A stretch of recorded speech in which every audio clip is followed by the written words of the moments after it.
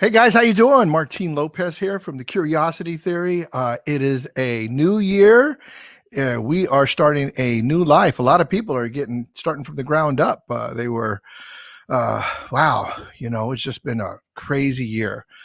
We had about 40 shows or so last year and had a really good time. And we decided to kind of change the direction of how we're doing the curiosity theory. So my producer Armando Aguilar and I got together and we said, let's create a new format. Let's create a new direction. So what we're going to do this year is we're going to go right at curiosity. We are going to talk about curiosity in every episode and explore curiosity and how to use it. There's so many different ways to use curiosity. You can apply it in so many different ways.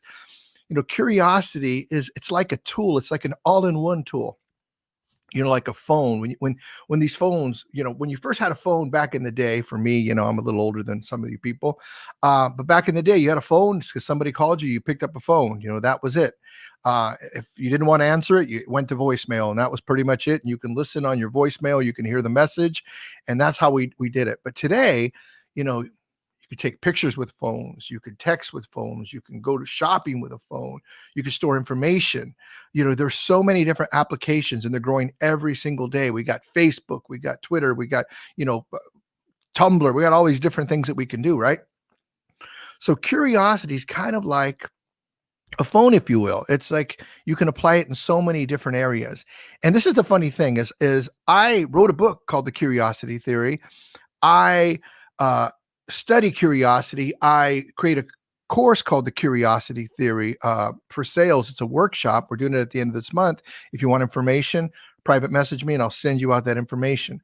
So it's going to be online. But so I have, I've done all this stuff. And about 2 months ago, I had the pleasure of talking to Dr. Sophie Nubani.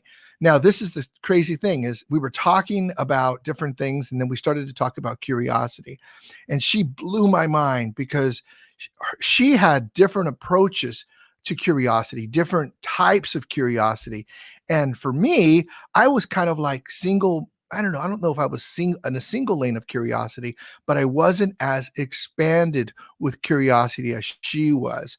So I wanted to start the show off, start our first 2021 show, season 2 of the Curiosity Theory, bringing in Dr. Sophie. She's amazing. So let's bring her in, Armando. Dr. Sophie, how you doing? Oh, you're muted. How you doing? I'm doing great, and thank you for a great introduction, and very happy to hang out here at the Curiosity Hangout. What a better way to hang out. And talk about curiosity, right? It's the best. I was curious to see how this hangout's gonna be like, so it's pretty cool. I appreciate that. I'm so grateful. I really, like I said a second ago, I was really excited when I first met you and we spoke, and you were telling me about your book, Optimize. It's a great book. Let's talk about that for a second, and then about a chapter that you have on curiosity, and you just blew my mind. So first off, why don't you take a second and introduce yourself to all these wonderful people that are watching, and then secondly, tell a little bit about your book. Blessings, blessings. So I am an international creative mindset strategist, NLP trainer, and executive coach, and author of Optimize Your Creative Mindset, which is an award-winning and best-selling book that I'm so excited about. It had won in categories of popular psychology, cognitive psychology, creativity, and genius. And it was really a beautiful thing to connect with you because, we grow from each person's associations in their map of the world.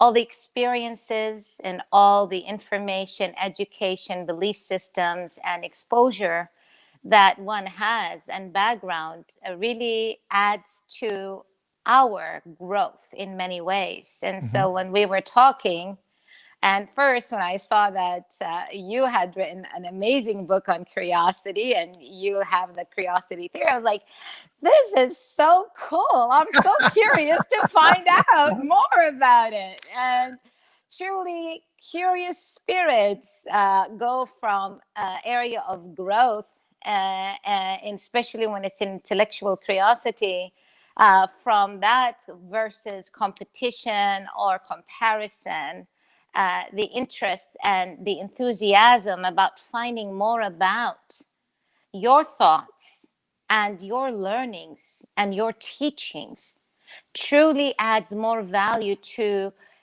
my growth and Mm. my new way of teaching of something that I could have learned different Hmm. and applied in a more effective way, because now I was like, you know what? I know this part. I wasn't really aware of that, and my Yeah. perception expands. And this expansion expands our consciousness, which in essence allows for self transcendence and self growth. And it's beautiful. So I'm very happy to share this airtime. I was so looking forward for it as well. So thank you. Oh, wow. Thank you. You just gave me so much to talk about. I love that you said grow from association, like people grow from associations. And I love from a person's, you said from people's map of the world. So I'm looking like from a person's map of the world. Let's talk really, really quick about that. So when you talk about a person's map of the world, are you talking about how they view the world, their perception from their perspective? Yes, their psycho map of the world, basically, their mind, because no matter where we live, okay, we can be so expansive or constrained. Mm, And it doesn't matter how much we traveled, but it really matters how much we explored in our minds and were curious to find out about things. So our linking to what we associate with allows for better internal dialogue and also communication skills that will be more effective as we are delivering. And so it's like a ripple effect. It's really very explosive. I love that. So that we're going from those associations, and then the last thing you said is linking to what we associate with. Mhm, So that I'm going to kind of throw out how I look at what you said, and I'm mhm, looking to ask you the question at the same time demonstrate to people that are watching, because a lot of people ask me about how do you use curiosity like a tool. mhm, So what I do is I listen to what you're saying, I write down what you're saying, and then I see if I can give it back to you and to see if I'm correct in what I'm saying. mhm, Because I how many times have you been in a conversation, Dr. Sophie, where you thought you knew what the person said, you responded, and it was not even on the same page. mhm, mhm, And I use curiosity to because if I find if I didn't use curiosity and I thought I knew what somebody was saying, then that triggers myself as kind of like a little bit of a response, like, oh, like now I'm wrong. And so now I'm kind of dealing with a little bit of friction in that conversation. And I mhm, find if I use curiosity in a conversation, then I'm open. I'm doing exactly what you talked about earlier. I'm growing. I'm creating more associations. I'm learning from myself. I'm adding to myself. mhm, So when you said linking to what we associate with, mhm, what you're saying is that you're listening to what people are saying, you're gathering what they're saying, and then you're connecting it to how you view the world to see if mhm. that fits. Is that what you're saying? Yeah, because we all have filters. Hmm. And now, see the way you're doing it by writing, you are listening not just to learn, you are listening to understand. And when you are in that space, you are able to demonstrate and teach, which really gives you the competence of the confidence of the information that you have received by back delivering it to the person to make sure that you understood them correctly based on their delivery and not based on your cognitive biases or information biases that you have filtered. So the way you're doing this is a great example of demonstrating how to practice curiosity.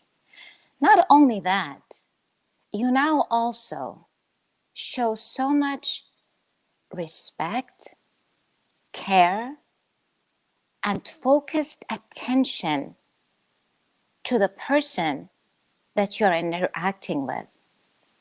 And with that type of attitude, curious attitude, you are more likely to make more genuine relationships, more loyal friendships, because again, people don't care how much you know until they know how much you care. Mm. And this act of the focused attention, active listening to understand, is going to make that person feel your presence fully with them. Now you're on another frequency, by the way, because what's happening, you are vibrationally aligned, because everything is energy with wavelengths. Yes. And when I see this person putting all his presence and energetic wavelength to mine, so even if I'm here and scattered and I'm just trying to deliver something because I'm invited, but you actually not force, but you really get them intrigued to really be zoomed in and to respond back to you. It's something about how we feel appreciated, cared, and loved for. It's basic needs for human. So no matter how compassionate and empathic you are to humanity, everyone likes to feel special, important, recognized, heard. And this way of what you're just doing, and I am emphasizing, elaborating more on why I'm really commending it, because it's so important, it's very unique, and not many have the patience to actually present in that form.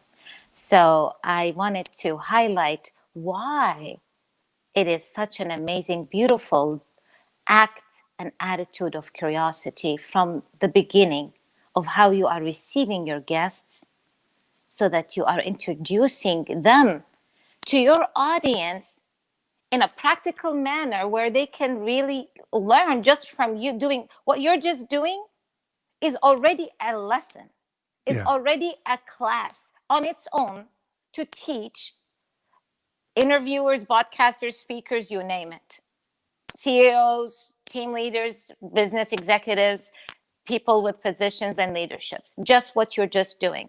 It is really very important in practicing curiosity. That's wonderful. Thank you. All right. Some CEOs were listening to that. Yes. Yeah.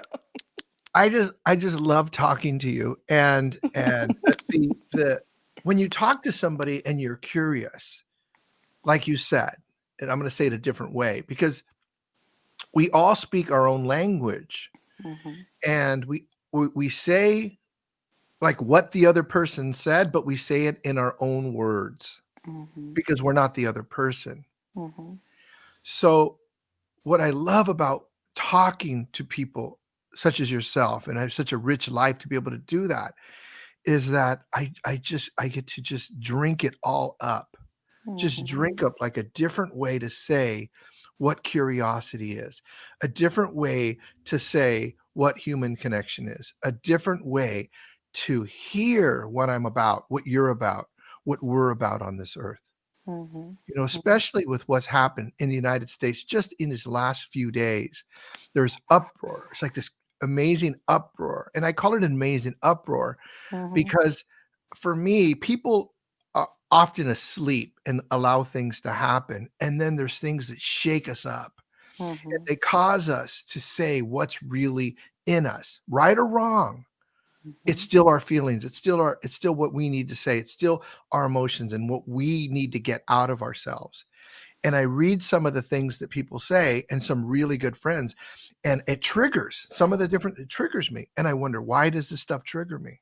Mhm. because I'm not being curious about where they're coming from. Yes. And so I'm actually asking to learn. I'm actually asking. It's kind of the Dr. Sophie class here. So Mhm. why is that? Why is that in your interpretation? I go from being triggered, and then when I get curious, I'm no longer triggered. I'm just like, whoa! I'm like investigating. Why is that? Because, see, wisdom is when you become the observer. Oh wow! And when you are curious to learn, you are disassociating from yourself to your curious self. So if you want to bring it to a perspective, like your higher self, Mm-hmm. your physical body, and your higher self now really guiding in the process. So this becomes like an alliance, and you disassociate. The minute you are disassociating, you emotionally also are not too attached to your own judgment. So it's like another character you put in, Oh yeah, yeah.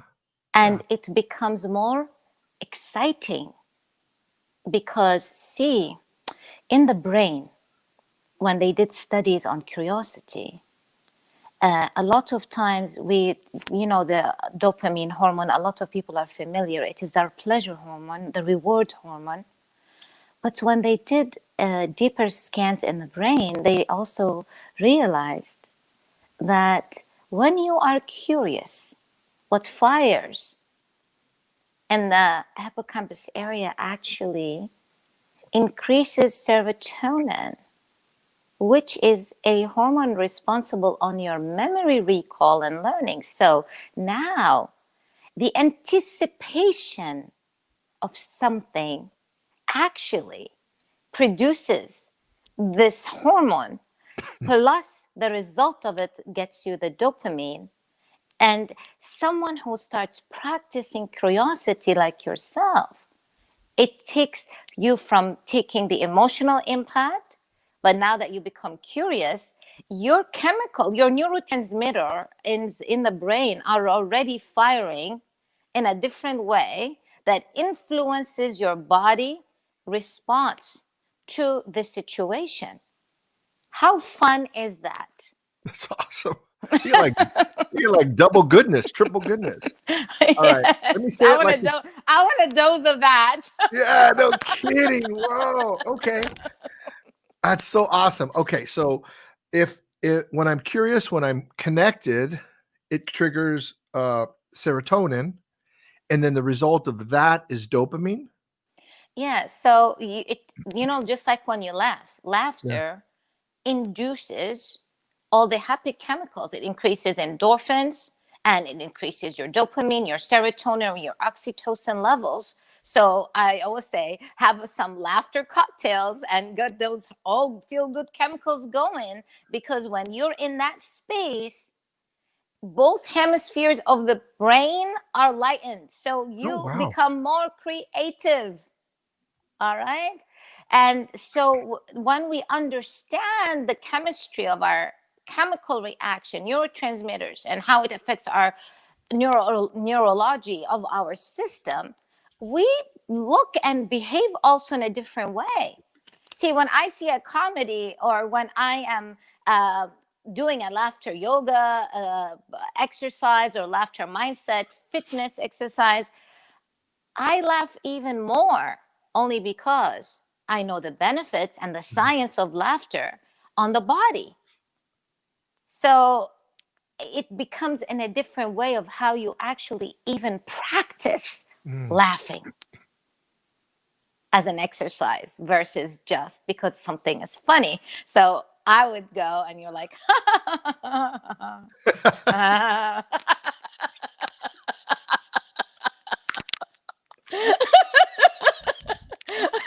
go a little bit extra with it, because I know that my internal organs are getting massaged. My Wow. diaphragm, by the way, exercises only through a laughter with how it goes in and out. Ha ha huh. That's the way it exercises. That's why infants, before they walk, they're laughing. So if you look at it on a deeper level of creation, regardless of faith and background, if that is a natural process, there is something to it and wisdom that we need to learn from. And there's a benefit for it. And internally, how our body functions, which you don't know how to pump your own heart and how the blood is going and all that. It's all happening while we're talking together without you making an effort in doing that. Same thing with laughter. Mm.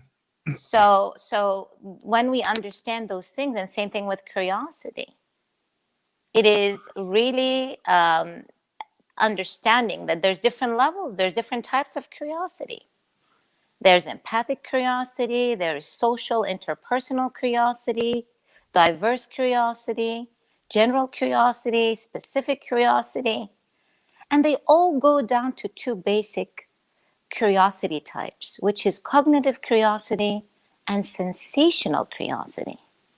Sensory. So basically, sensory is like the thrill of something, you know? You want to go skydiving, you're curious about the feeling that you're going to get out of something. So it's sensational. Mm. And then you have the cognitive curiosity, which is the seeking of information. And so when we understand our curiosity type, it makes it even more appealing and interesting, because curiosity could be destructive or constructive. Mm-hmm. And when we are curious for the right reason, so everything, intention creates meaning. And when we have intellectual curiosity, that's when we invite self-growth and really healthy conscious expansion in our association cortex. Because now you're going to be picking and learning and growing and associating. And that is where true growth happens. And you become more content. And even in the midst of adversity, challenges, hardships, when you become curious to find out about things or what happened, how, which, when, why, you become less traumatized, because you're redirecting your energy, and the curiosity that starts unfolding into the results that you're receiving from answers is going to allow you to understand and release better. So there's unbelievable many great benefits of why people, and it's a skill that can be developed. So at the Harvard Business Review that they did last on curiosity intelligence, it was equally like emotional intelligence, known as, where it is a skill that can actually be developed, and more practice, we become less curious as a nation and society. When you look at kids, they jump into everything and they're not scared to fall and go back and they try again. Yeah. And they practice curiosity all the time. So if you feel something is off and you're not in that space, just go hang around some kids and let them spark and ignite your curiosity again. I love it. Yeah, because kids, they'll try it one way and it doesn't work. They're going to try it a different way. They're going to keep trying it a different way. A lot of times when I coach people, people are often looking for an answer, right? Mm-hmm. And one of the things I say is that people look for an answer because they're trying to close a loop. You know, they have a question, or they have a concern, or they have a challenge. So they're looking for an answer to close that loop. And I kind of say, like, because people want to conserve calories. And as long as I'm thinking, as long as I'm uncomfortable, as long as that loop is open, I'm burning calories. And if I burn my calories, then I might die. It's kind of like that, you know.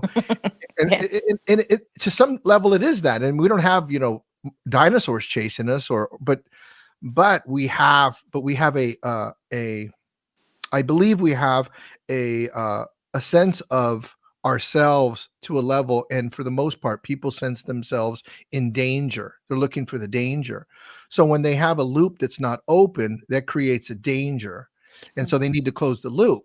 So they find an answer to a question and they stick with that answer, and that becomes their truth. And children, what they do is they keep looking for different answers. They are constantly looking for different ways. They don't necessarily close the loop like adults do.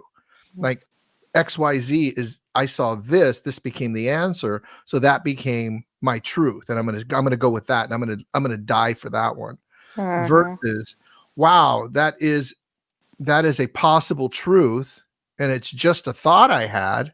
It's just a thought I had. It's just a conclusion I've come up with. What other possible truths could there be? Or, okay, let's take truth out. What other ideas can there be? What other things are people expressing right there? And so, is that cognitive or is that sensory? That's cognitive, right? Okay.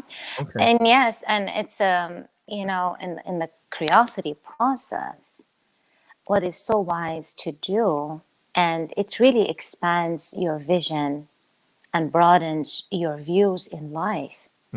Because of what you just mentioned about the loops, is like, first, whenever we get an information, if we're curious, it's always we challenge it, not challenge. I think she got stuck. Let me see. Let me pop her out and put her right back in. Wow, amazing. She's gonna. I'm sure she's gonna come right back. There you are. Okay, so let's go back about 40 seconds if you can. Yes. So basically, what is really wise to do in your curiosity process, first you want to challenge something, because what happens, of what you mentioned, they don't want to get into the loop of things because it's danger, because they're afraid to challenge it. Because what they have, I always say, when I don't understand what somebody's saying, it's really important. So say that again, what you just said, because about the danger thing. Yeah, well, some people have the fear of discovering different, and they are more safe and feel more protected to stick to what they have been taught, usually mostly by parents, society, tradition, culture, and religion, because it's what feels familiar.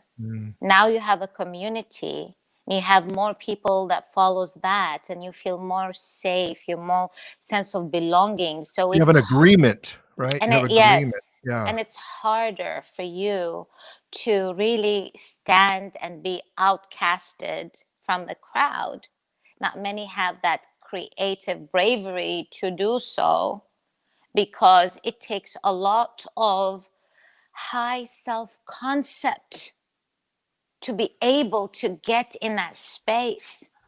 So challenging our information is really not a person who's just going to be like Doubtful Thomas, who's going to just go and challenge every little thing because I'm trying to prove you wrong.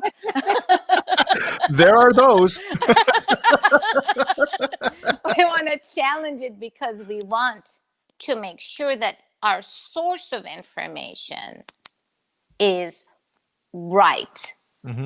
Just like how now many of the social media platforms are confusing, because now you might punch in a topic, and the same topic, you can get two different platforms with opposite meanings, validating each one's correctedness and truth. That's right. Type in the election, see what happens. And how are you going to feel about it? And then you're going to go back to your own, what do you feel connected in your tribe, your mindset, your background, and all that. But the truth is, in such cases, you want to really seek experts. You want to really know what is the right source of news to go for, if you're really interested in finding on a deeper level the real thing out of it. Best way, you got to challenge it. For example, when you look at like what's most properly to be correct with evidence and facts that it presents. Yes. My doctorate is in spiritual development, so I'm very extremely spiritual, but I like facts and evidence as well. And I like to link both to a conclusion that I arrive at, despite the fact that intuition is the highest level of consciousness. You have the intellect, you have the instinct, you have the intellect, and then you have intuition. And to intuition is the highest level of consciousness. Yet, not that I would doubt my internal intuition, but I always like to have some kind of evidence in fact, because now when I'm explaining it to you, you might not see it right away, but if I have some evidence and facts, and then go with that, you are more likely to be open to receiving. So it is very wise. So that's why challenging is important, because when you go back and you see all these people going on this diet, the detox, and now 5 of your friends heard something on commercial about this detox, it makes you lose weight. In 7 days, you're going to lose 5 pounds, and everybody's going for it. But did anybody really challenge what is the ingredients in it? And so, because what? They want gratification right away. I want the result now. And so that's why they are failing to challenge facts. After you challenge a fact to begin with, you want to consider if it is challengeable altogether. For example, I used to say in the olden days that, laughter boosts your immune system. When in reality, in a medical term, there is nothing such as boost. Yet we all understand, if I tell you boost your immune system, you're going to understand what I mean. It's like get it stronger and make it better. But the truth is, when your immune system is really boosted, is when we have rheumatoid arthritis, is when we have all the autoimmune lupus and all that, because now it's the autoimmune disease where your own body is attacking itself. So a better word to say is strengthen your immune system. Mm-hmm. So do I have something to challenge with boost your immune system? It's not even a medical term, so there's no challenge there. So you got to also know what you're challenging. Is it something as a base to be challenged, to begin with? Then from there you consider. You look at all the possibilities, and from there you conclude. So you challenge, you consider, and then you conclude. And that is going by your full spectrum of what you gathered of information and data. And then you process it. And then you see where it stands. And then you decide if it is something you're going to share or you're going to not take in because it is not making sense to you. Yeah. Wow. I love that. So the last part, I'm going to kind of go from what you just said to kind of how you started. So it's like there's the context of conversations, or the context of where things exist, or where conversation exists. And it could be in public. Sometimes there are certain distinctions that don't exist in that context. Like I'm trying to think of one. And until you distinguish it, until you bring them up and you put them in the context, they don't exist there. And then even if you put them in, they may not be accepted in that conversation. That's kind of what I hear you saying. Is that accurate? Is that kind of what you're saying? Yeah, more so. It's just that basically it has to be something that is a fact. Okay, that actually let's say there's exists. a fact. Let's say there's a fact. Oh, sorry, go ahead. Let's say there's this is really cool. This is like the kind of stuff I think about. Okay. So let's say something exists, but it hasn't been distinguished, but it still exists in the context. So we have a conversation. Let's use religion. Actually, let's go back to weight loss, right? So we go, yes, just use weight loss. And let's use the example you were talking about with regard to what did you say with diet? Like lupus and the diet, not the diet, but lupus and all that. And then you said boost your immune system. Like this boosts your immune system. But the way that we say it is how? How do people say it? They say boost immune system, but boosting your immune system is how you are also having your immune system attack itself and have what we call lupus, rheumatoid arthritis, and autoimmune disease. So when we are discussing and we're saying that we want our immune system to be strengthened, and that would be a proper way to say it medically, because boosting it is going to go on the opposite side. And now we are actually attacking our own immune system. Yes. So let me stop. Okay. So then before you add strength into it, the conversation was to boost. So we were trying to accomplish something that was good. But because how we were approaching it, the context of how we were approaching it actually didn't get us the result we wanted. And then we change, we add something to that, to the context of the conversation called strengthen, and that shifts everything. Like all of a sudden now we can look at it a different way. But it may not be that it's accepted in the conversation. Like doctors may say, you know what, we're not gonna call it that way. This is how we call it. If you look at the textbook, it says it this way, and that's how we're gonna do it. So we're just not gonna do it that way. And that's what I find happens in the world, where people have ways that they do things. You know, this is a lot of what I coach, is people have ways that they do things based on, like what you talked about, the facts. And then what happens is when they can learn to challenge those facts, and they can learn to play with those facts and have other considerations, then they look and see, how does that feel? And you said intuitively. How does that feel intuitively? And people actually look into themselves, and they actually look for a feeling. They're actually looking for a feeling, a physical feeling of that, and to see, does that connect? Does that connect? Does that connect? And they use that intuition.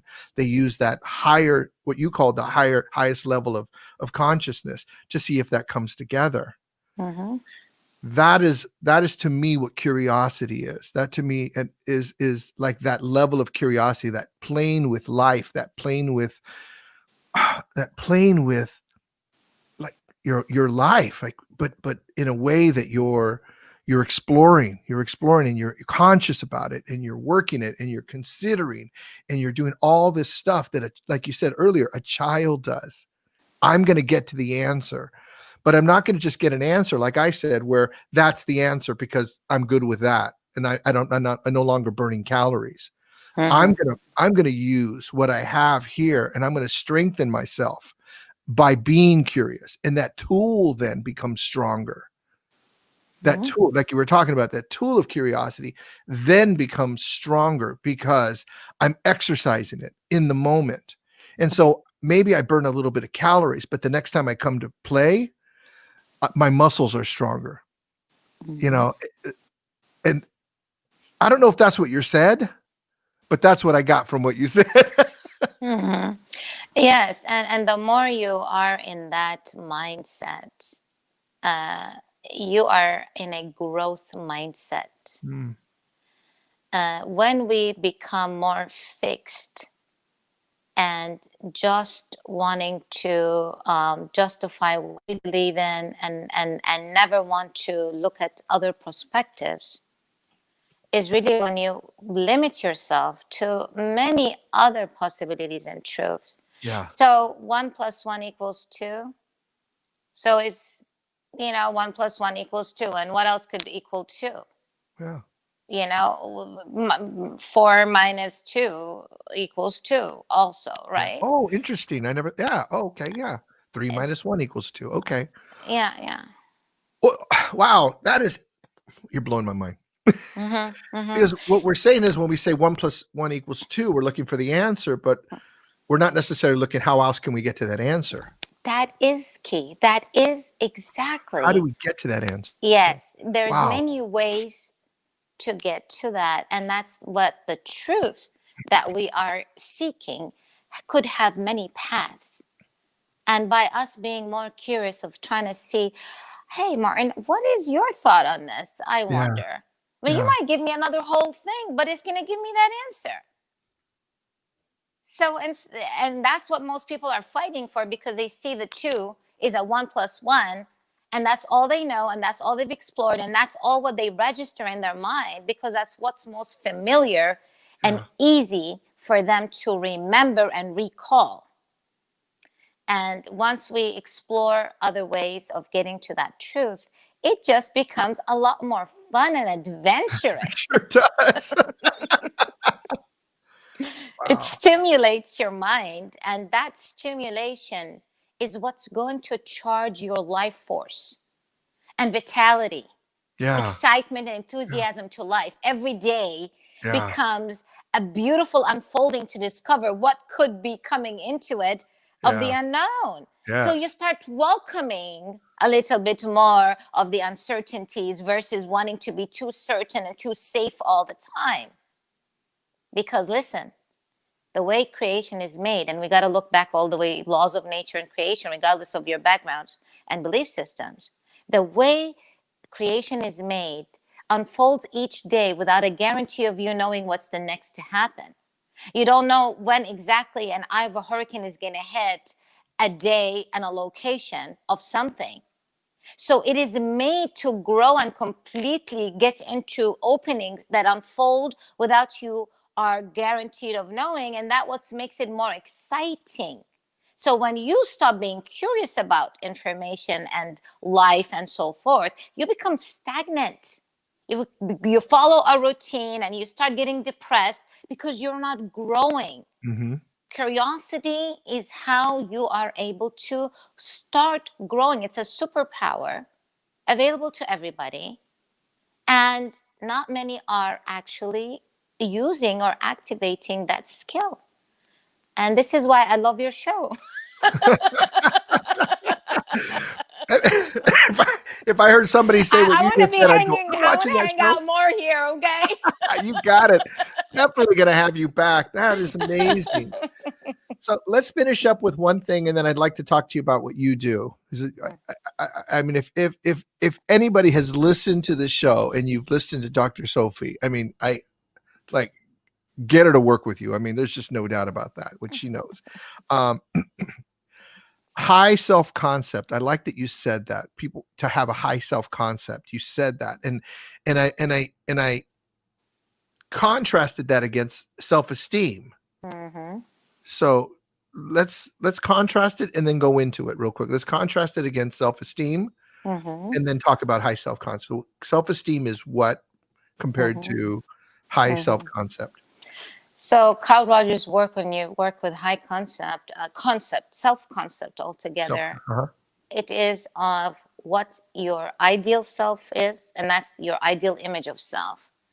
It's your self-esteem, and it's your self-confidence. With self-confidence and self-esteem, self-image is different than self-esteem. And a lot of people confuse self-esteem with confidence. Confidence is the result of you being competent in something that you have competence in doing. You've done it so many times that you are so confident because you practiced it enough. You can speak it in your sleep. You don't have to really, prepare a whole presentation, memorize it, practice and practice. You're already competent in it. And you have unconscious competence in it. Mm-hmm. Incompetent, like, either you have that. When you don't have it, you're not confident at it. When you first drive a car, you know that you don't know how to drive it. Then you become aware. Let me stop you real quick. Mm-hmm. And if you have something, you will then welcome the challenge. So then the challenge will then equal or eventually give you the confidence. Like, if you know what I mean? Mm-hmm. Like, I'm willing to take that challenge. I'm gonna bring it on. Yes. And then okay. Yes, absolutely. So that's building your confidence. Mm-hmm.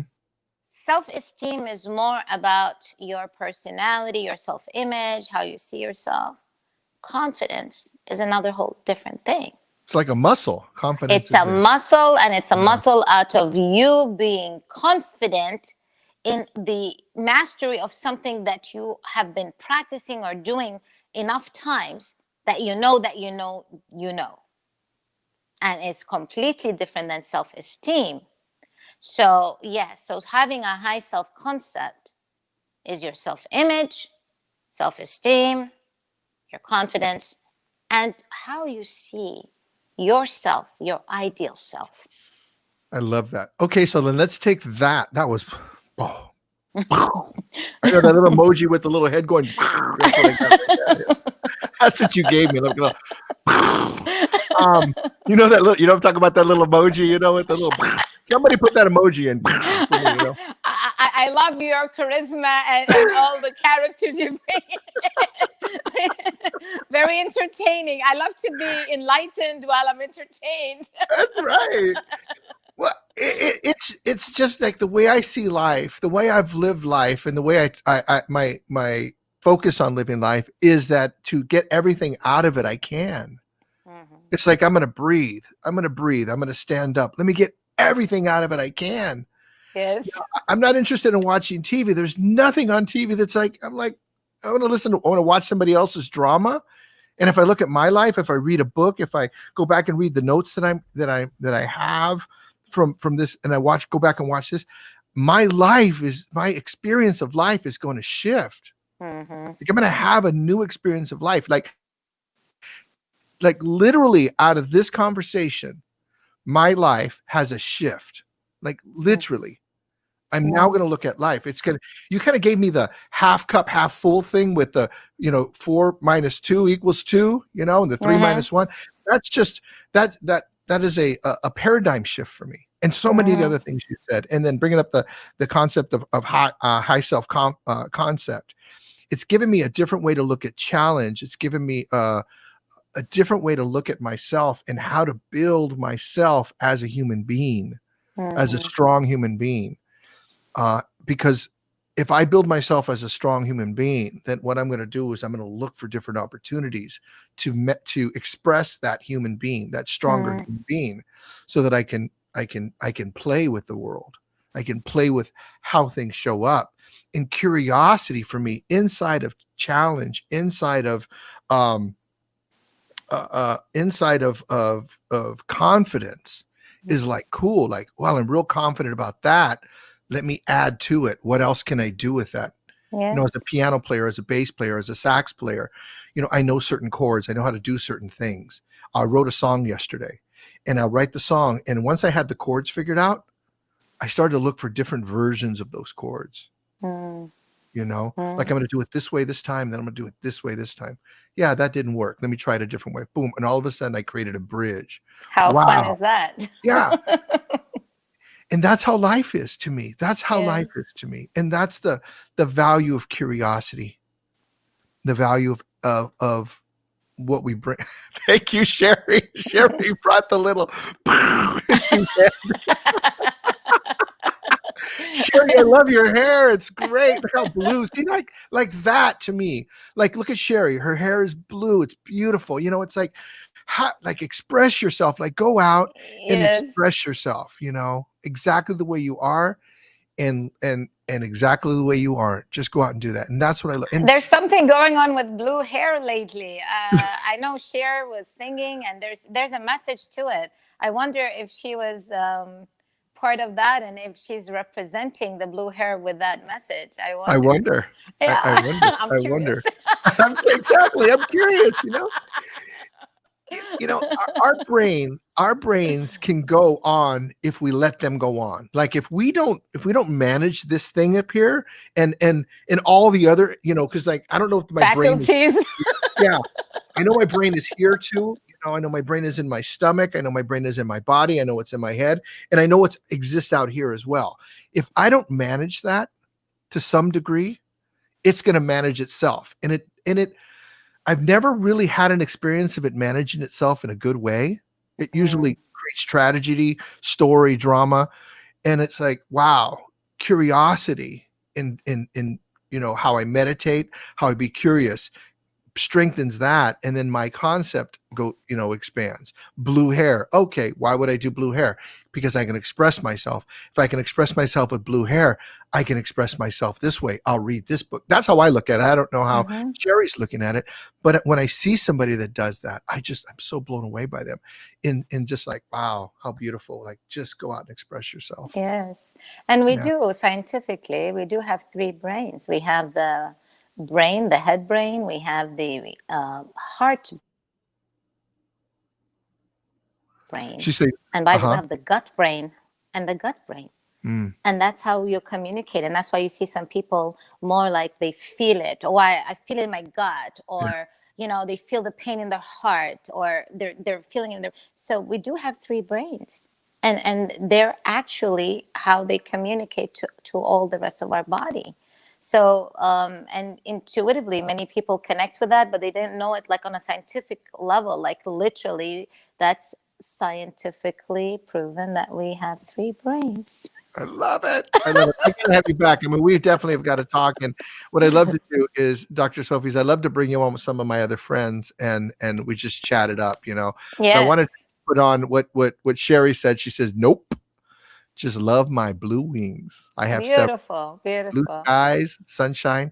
It helps Oh, me begin that into my mind. I love it, Sherry. Thank you.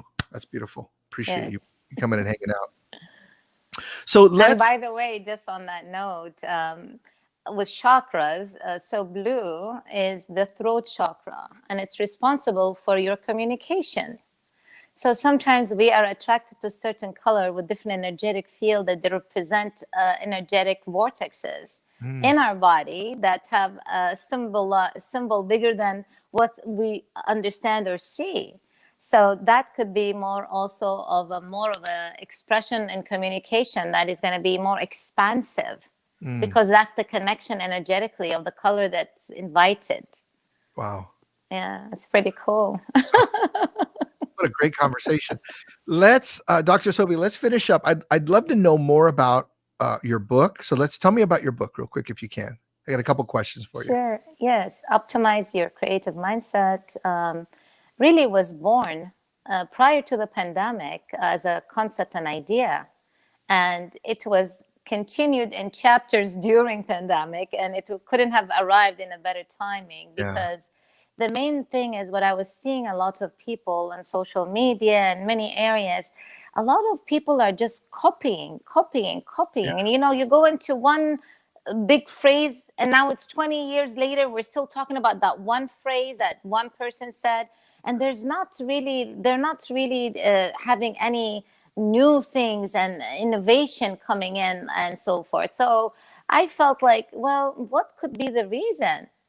And then I realized there's a lot of people, they're not really enhancing their creative skills and abilities. Mm, And since it was a passion, I felt the best way to do that is to really write more about it and expand people's awareness in different areas so they can optimize their creative mindset. So I talk about different thinking styles, mindsets. There is 14 amazing contributors with inspiring stories that are wow. really moving. I talk about creative storytelling. I bring in the acronym courage, and it represents every part of it represents a trait that is very important in creativity. And I also bring in two new concepts: a yin and yang action dream vision board, as well as the circle of creative masters way of conducting meetings. And it's like mastermind, but really strictly for creativity, and has a certain foundation. And there's also a certification program for creative masters to conduct creative circles in their communities and so forth. So that's more or less a little bit on what it involves and engages. And of course, it's 427 pages. So it is more like a A study real book. manual. Let me see here. Hold on. So there's this. I'm excited about it. I can't wait to get it. Look, So look. Gee. it's, serious. it's big. I got It's big. 68 pages. You don't want to take it and put it in your luggage so you don't have extra weight on carry-ons. You put one in each hand if you want to build your biceps, right? Yes. So it's concept and application Strategies. and Yeah. strategy. Okay, great. Wow. And And like you tools. said, And people don't tools. do that. People don't do that. They give you an idea, and it's oftentimes somebody else's idea that they just changed a few words. And well, I heard this before. So it sounds as though what you have is something that didn't exist before. But as I'm listening in my curious mind, it's like, wow, I've been looking for that. I've been And looking. some concepts have come from two different concepts to a new concept, which Yes. is always like a lot of the times. You see, there is synthetic imagination and there is creative imagination. And synthetic imagination is what most people really are doing.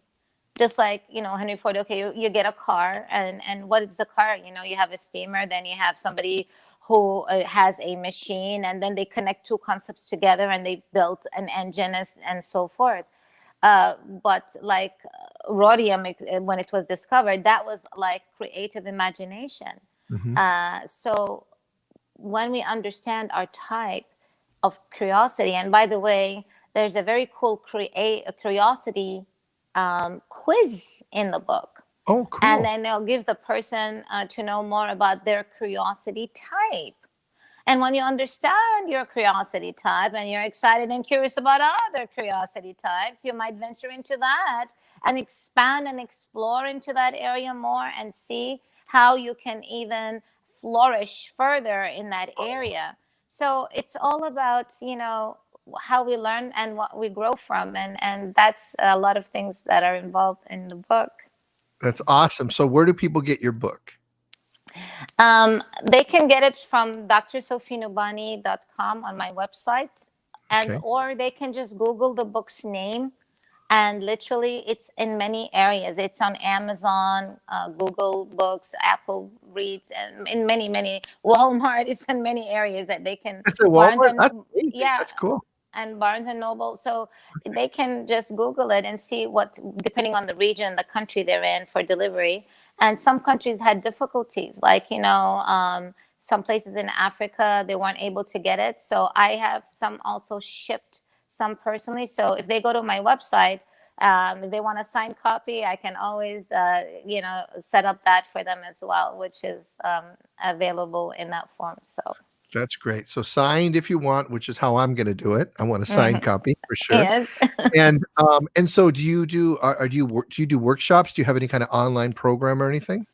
Yes, we've been doing NLP Pro Plus certification program, which involves basic practitioner as well as creativity NLP, laughter, mindset NLP, and life design NLP, all accredited by the National Federation of NLP, which is really very accredited Yeah. organization. So we have that. I also have the Creative Mindset Certification Program, which has Curiosity Intelligence, Creativity Intelligence, and Cross-Cultural Intelligence Certification Program as well. And I do coaching, and I'm a creative mindset strategist. So with the businesses and companies, I get hired for strategies on how we can optimize through creativity their revenues, and also develop skills for employees and so forth. That's amazing. Wow. Wow, wow, wow, wow, wow. Do you have a podcast or Yeah, we have Meet the Author and Meet the Expert, which we are transitioning, just like you did for the new year. We're doing something a little bit different, which we'll be announcing in February. And because, you got to pivot to what is going on in society and what could be more needed and so forth. I'm also going to be on Dr. Sophie Speaks on TV with Reggie's Recess every month. They invite me basically, and then we talk about all the different shows, and then we have a discussion and so forth. So like a hangout, kind of, but not the same. But it's like a not a hangout? curiosity So hangout. well, It's it's all part of what fun. happens it is all fun. That's right. Part of what happens in conversations is you think a conversation is going to go in one direction. And when you're open and curious, when you're just present, the conversation goes where it goes. Yes. And I was like, hey, I want to talk about the different types of curiosity, like empathetic, social, general, all those things. And I still want to. So let's do that maybe in a month or so. I'd love to have you back to talk specifically about those. And this conversation was so rich, so amazing. I just want to thank you so much Oh, for coming and hanging blessings, out. Yeah, really, thank you blessings, very, very blessings. much. I'm so grateful to see what you're doing, and I love what you are really spreading out there, because when people really are reminded, even the name of your show, right? When they're reminded of that, it's going to stimulate and trigger that thought Yeah, about it. And it's going to actually encourage them to be a little bit more curious just from the name. So that was very smart. And really bringing that back in, and a reminder, and getting people more engaged is going to really release a lot of stagnant emotions and energies. Because now, when we become more curious, we are redirecting our emotions from a victim mm, mentality to wanting to find a solution, to problem solving. yeah, Big difference, big difference. big space to be in, a big difference of a space to be in. So I'm so grateful to see that. I love it. So keep up the good, amazing work. And Thank you. yes, it is really amazing. And you're such a creative soul. And I love between music and creatives could be arts or science. Creativity is not just in arts and so forth, but it's always nice to incorporate something, whatever it is, add it, enhance your life with it. It is going to be a very amazing, magical tool to assist you to really overcome a lot of hardship and transcend a lot of obstacles in life. And a different mindset that you come in with, that curiosity attitude to life, is going to really be a big plus. So blessings, blessings. Thank you very much for coming. Let me just say some real quick words and I'll come back and say goodbye to you Yes, in the green room if you don't mind. yes.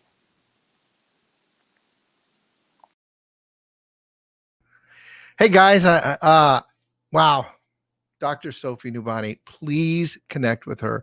I've got about 5 pages of notes. I'm going to go back and watch the video.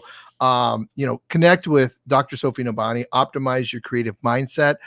Clearly, she is a oh my God, she's definitely an influencer on this planet.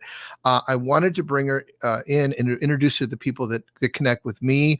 I'm incredibly grateful. I learned so much. This is 2021. It's 2021. Be curious. How can you make this year better for you? How can you make your life the life you've always wanted to live? Well, start with curiosity, explore the conversations that exist inside of you, and then welcome other conversations from other people. I want to thank you very, very much for stopping by today. The Curiosity Theory.